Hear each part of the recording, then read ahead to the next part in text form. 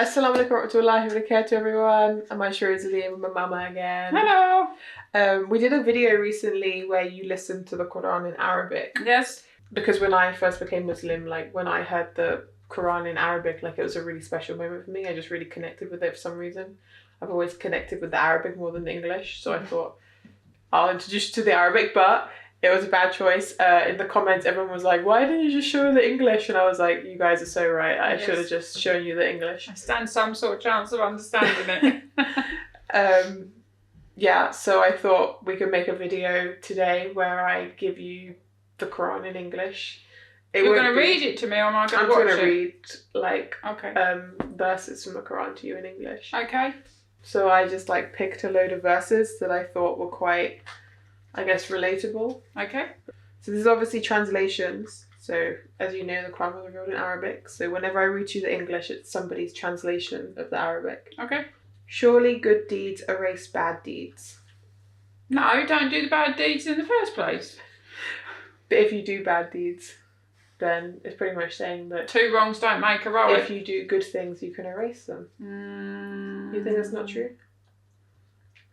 Well, I think you should make more of an effort not to do a bad thing in the first place. Yeah, that's true. But I suppose if you do something bad and then you do something right and it makes you feel better about yourself, but my advice would be just do the right things. But what about people who have done really bad things, like they've killed someone and gone to jail? Do you think there's a chance for them to become better and be better people in the future?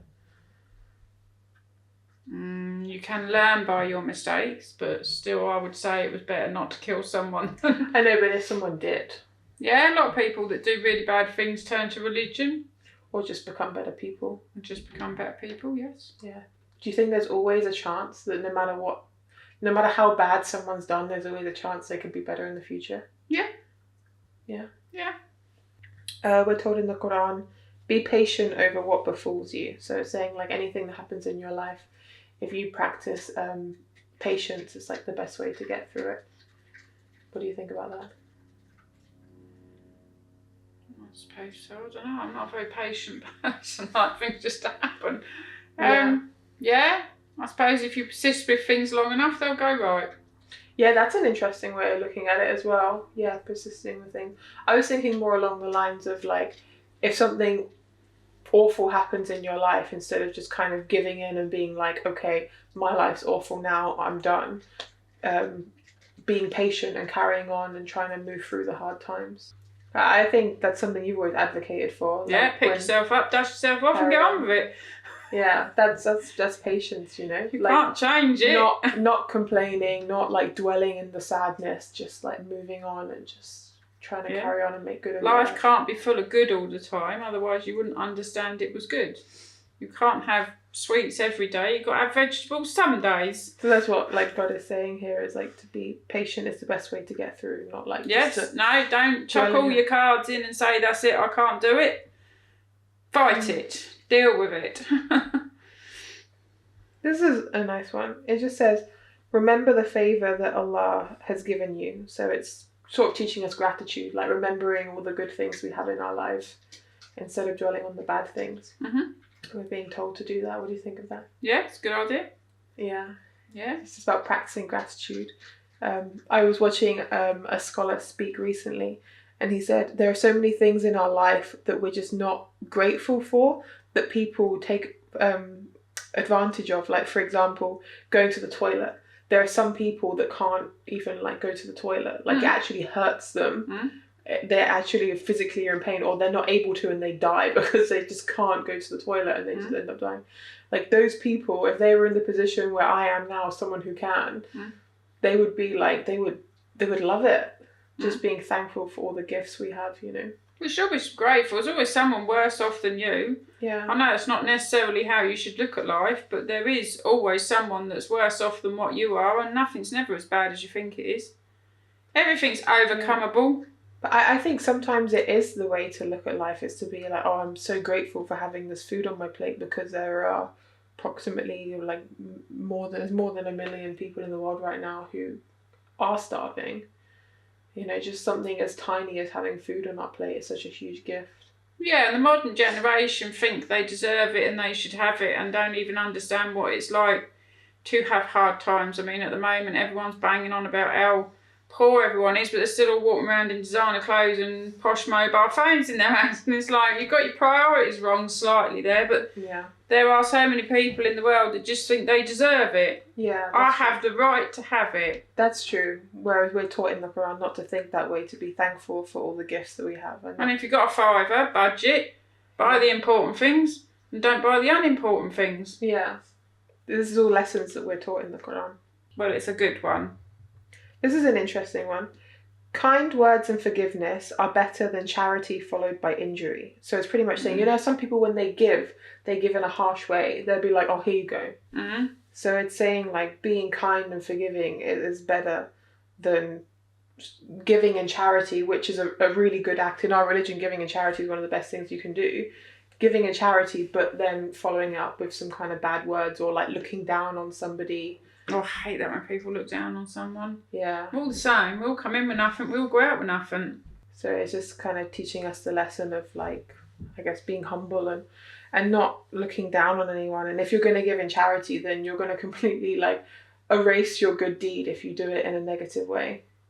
It's that thinking I'm better than you scenario that people have, don't they? Yeah. And I don't know why people think they're better than anyone, because everyone is a person. Everyone's the same. Yeah. But I don't know. Yeah, so we're told in the Quran that we're all made equal, so we're not to act as if we're better. We're to walk the earth humbly, which means we're not to be arrogant. We're not allowed to like.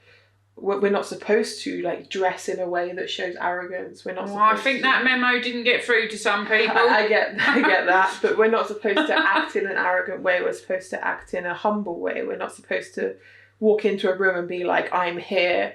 I'm the best thing in this room." Like, come on, you know, that kind of look attitude. at me. Look what I've got. Look what I'm wearing. Aren't I better than you because I've got designer on and you've got Primark on?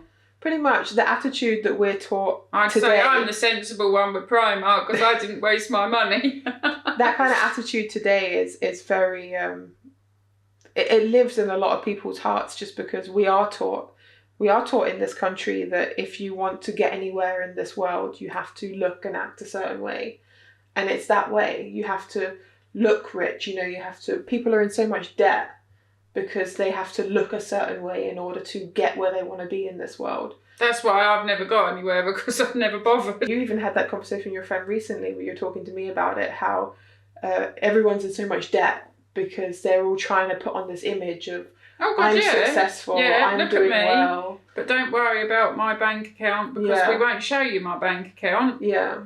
So this is what we're being warned against in the Quran. Not worried whether you're a nice, likeable person or clean, just worried that you look smart.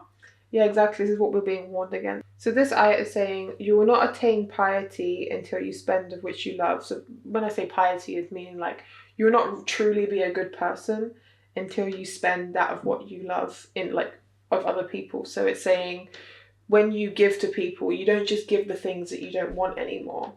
You're not truly a good person until you give to somebody something that you really wanted yourself. My last Rolo. Your last Rolo.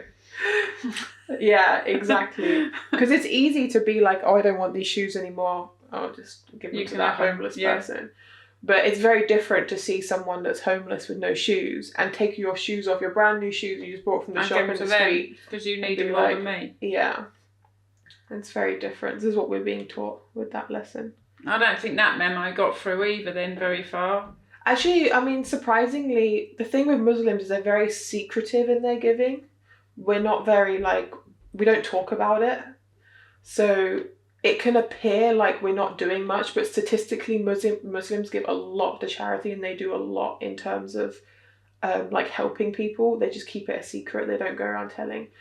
Consider the water which you drink. Was it you that brought it down from the rain cloud or us? So it's saying, I mean, the Quran is asking us, it's saying, was it you that took that, or did you make that rain happen, or was it God? That's pretty much what it's saying. What do you think of that? Well, I didn't make it happen because I'd never make it rain because I hate the rain. Yeah, but if it didn't rain, we'd have no food. Well, I know that, but I still don't like the rain.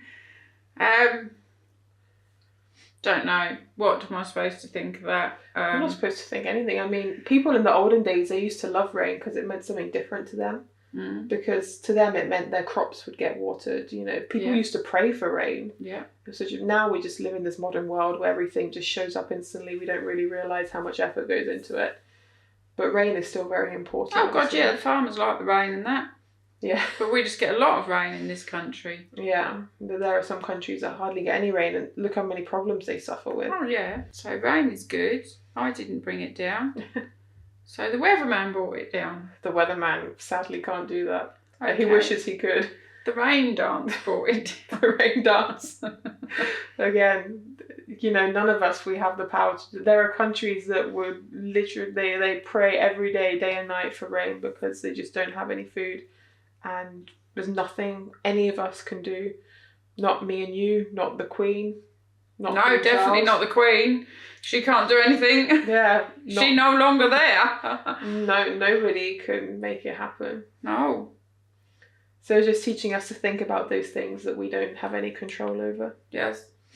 This one's a nice one. I don't know how you'll find one, but I like this one. It just says, call upon me and I'll respond to you. I think that's just really important because... yeah, you do call upon me and I respond to you. But when it comes to like my relationship with God, which I know you think is weird because you don't believe in God, it's so comforting to feel like... Don't believe is very harsh. Don't believe is a big statement. I have no reason to believe. Okay. But don't believe is not... If he appeared in front of me... Yeah, anyway guys, thank you for watching. Assalamu alaikum. alhamdulillah.